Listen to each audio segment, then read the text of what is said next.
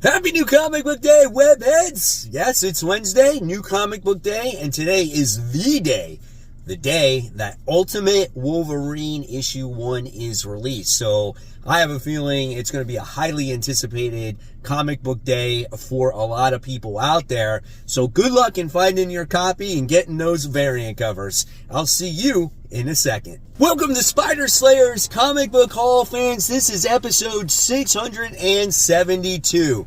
The video series where each and every week I share with you guys what I pick up at my local comic shop called Comic Central, located in the city of Sanford. So if you guys are ever in the Central Florida area, stop by, tell my Spider Slayer sent you. They'll provide you with great customer service, point you in the right direction of where everything is at.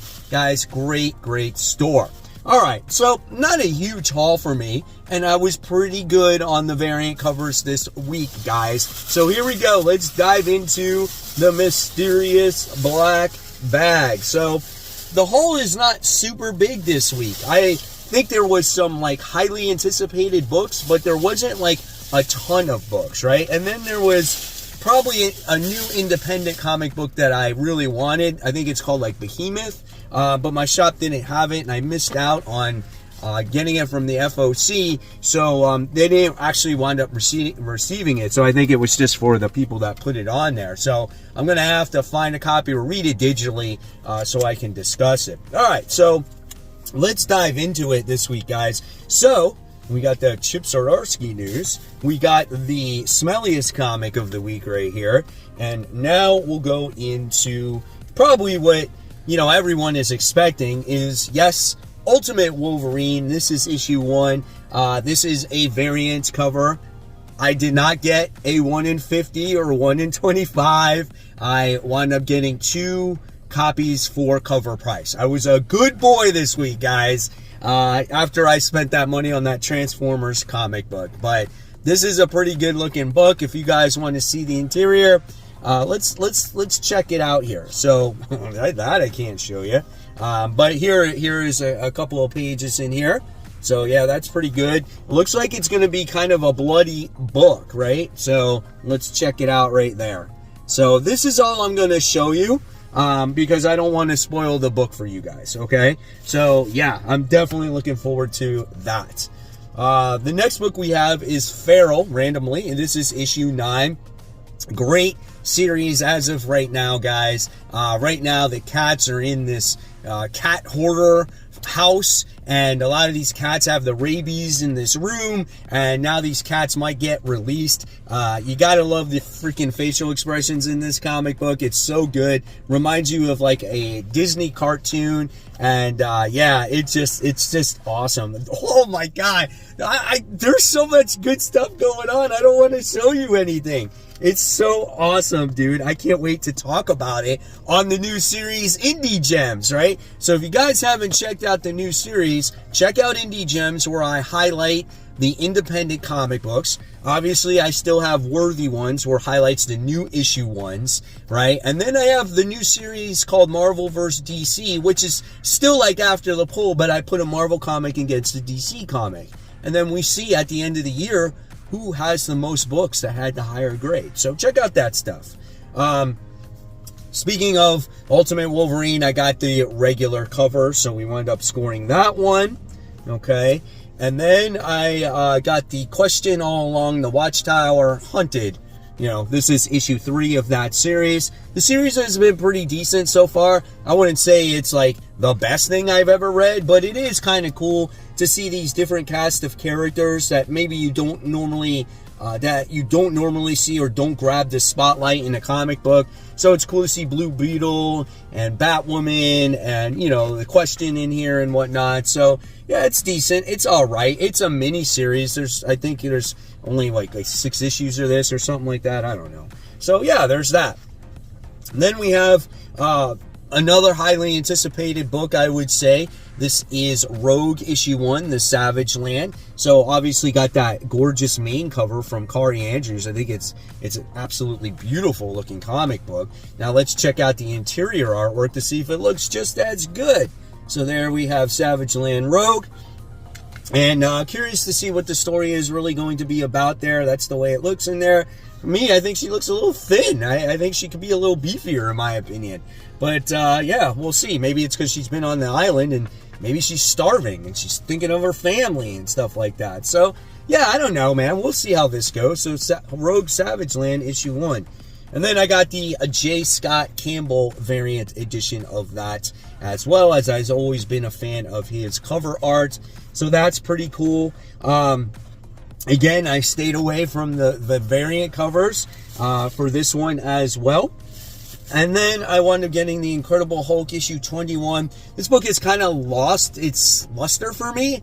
I feel like ever since now we got to that the elder woman, like the lady that's in charge, like the demon that's in charge or whatever. We got all into this skinwalker stuff and werewolf stuff. Like it's kind of lost me a little bit, you know. And this issue just, I don't know. Like I'm looking at the artwork here and I'm like, you know, it's the same artist that does it besides Nick Klein, but it's not really hitting it for me here. So I would love to see if Nick Klein did the artwork on this issue or what it would look like. But I don't know, man. Incredible Hulk, I'm thinking about actually dropping it. It's just, I'm not enjoying it like I used to.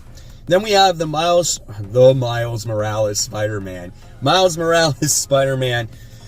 This is issue 29. So this book, we have Miles going against Black Panther, and I think he's just really trying to get rid of the vampirism that he actually has, so he can move on with his life, so he's not cursed by this. And so he's been going through all these trials and tribulations, and it's been okay. I think it's been a little bit dragged out. The one thing that I love about this comic book is the character Shift, who is like substituting for Miles in high school, and he's trying to be in character and everything. So I think it's great, man. I love that aspect of the story. Then I decided to give Laura Kinney Wolverine issue 2 a try, as this time she is with Elektra Daredevil. So I am definitely curious to see, you know, what's going on in this. Erica Schultz is the one that writes this book. She also, I think, writes the new Daredevil series. So, of course, they're going to wind up crossing paths with each other. So hopefully this second issue is better than the first one. I wasn't, like, a huge fan of it. So, yeah, we'll definitely see. All right, then we got Batman and Robin. This is issue 4.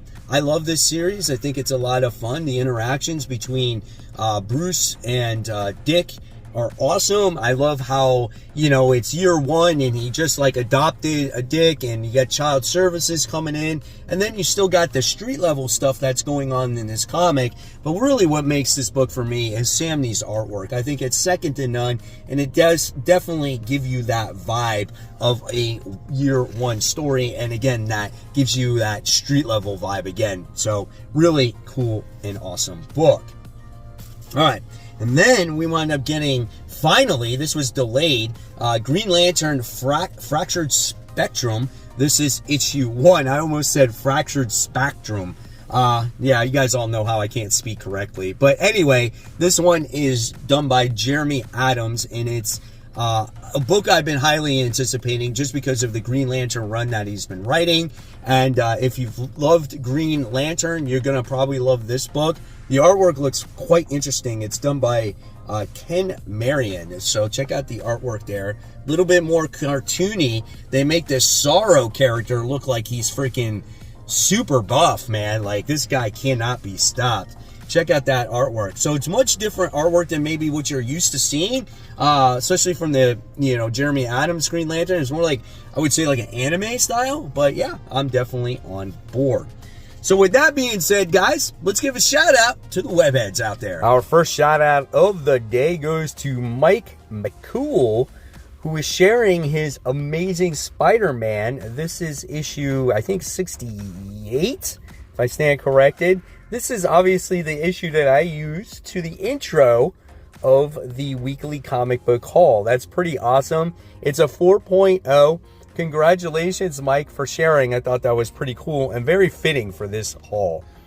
Next shout out goes to Felix, who said, one of my goals for 2025 is already accomplished. Finally found the right rack for my short boxes. Now my living room is more looking like one and not like a storage room. That's pretty cool, man, when you can always organize your comic books, right? I know if I had comic books like that in my living room, my wife would divorce me. That's why they're all in the garage. But that's pretty awesome that you're able to do that. Thanks for sharing, Felix. Then we got a question of the day here, and this has to do with music, but it is connected, right? And this is from Brett, long-time member of this group, and says, not comic related, but I thought this was pretty suitable. I don't know about the rest of you, but I have music on all the time while reading comics, on the way to the comic shop and on the way home.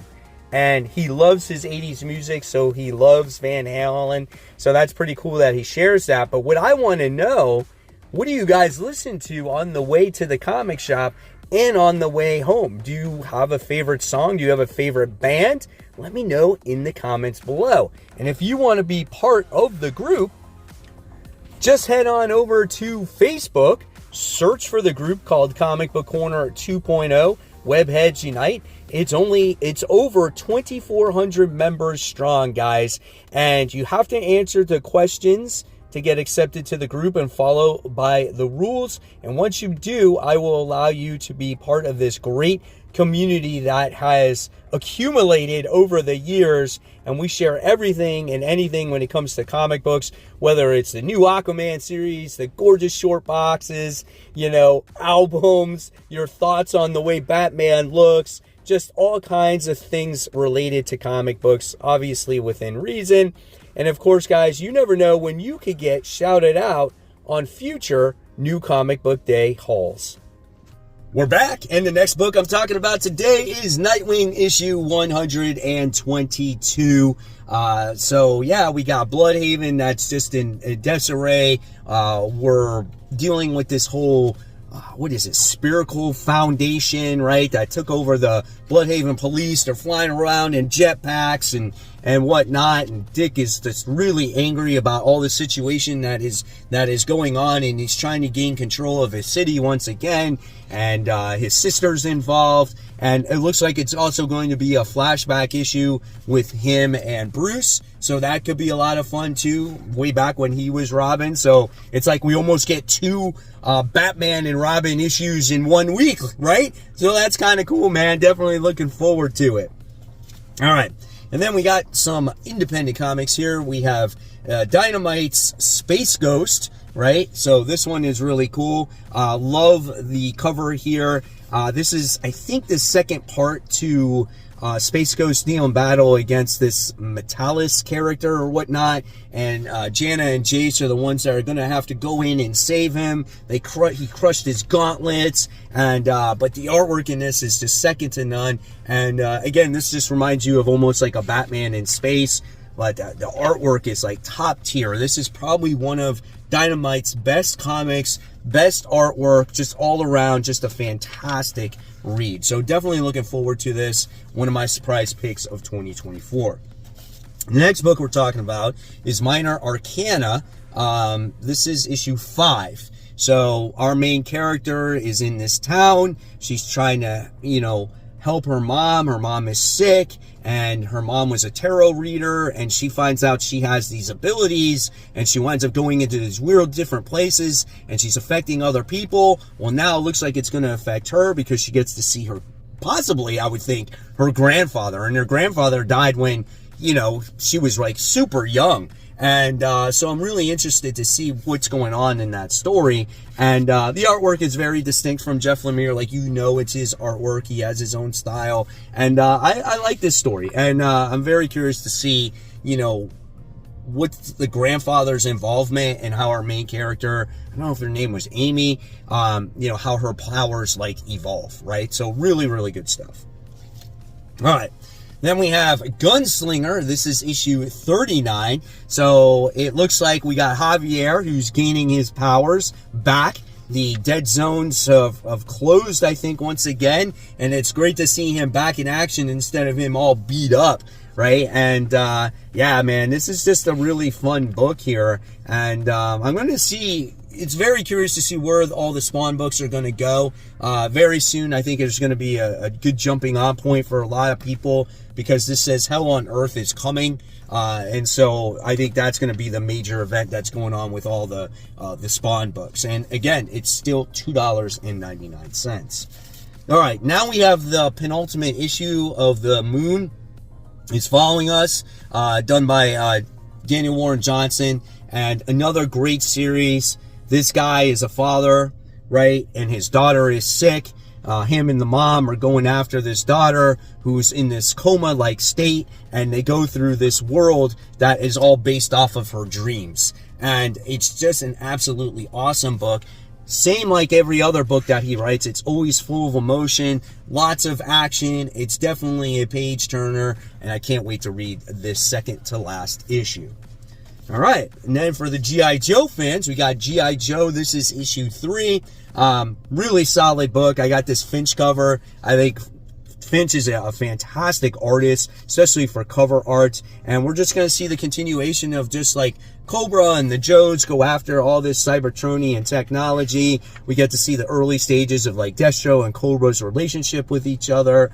There's just a lot of great stuff in here. Some people think that the artwork is not good. I think it's fine. It fits the book for me. And I'm just curious to see the direction of the story, say like 10 issues from now, like where it's going to be, right? So really excited about G.I. Joe issue 3. All right. And then, of course, we wound up getting Amazing Spider-Man. Now, this is a point issue. This is in between 65 and 66, and it's labeled 65 point deaths. So they used to do this a long time ago, a lot. When there was a point, there was a story in between the main stories. So weird. Why do it?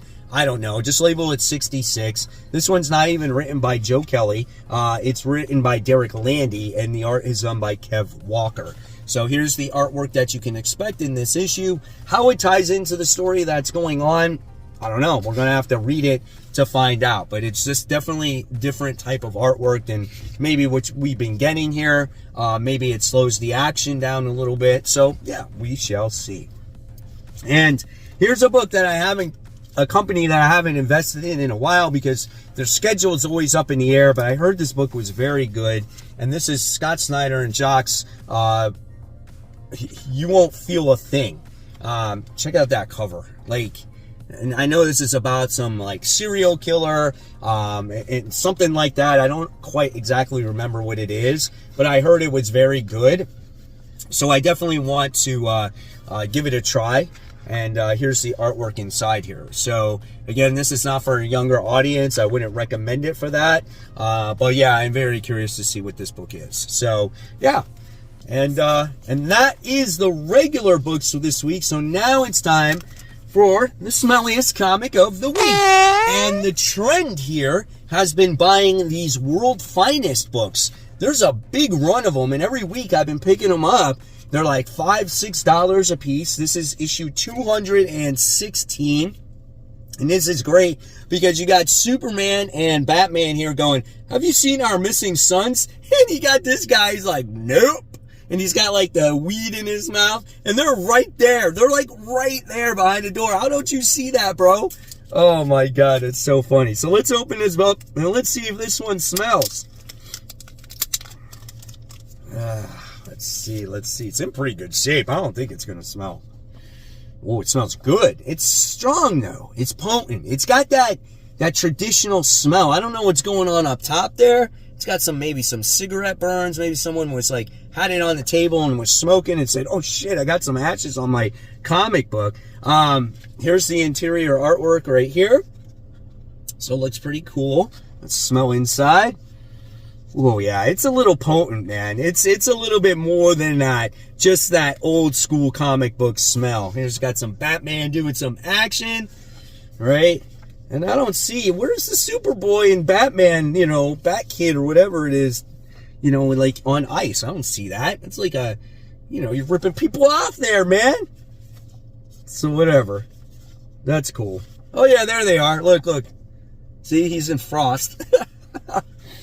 Oh yeah, I went for a third time. So it smells pretty good. Yeah, it does finally get to that point right there. See, they're on ice.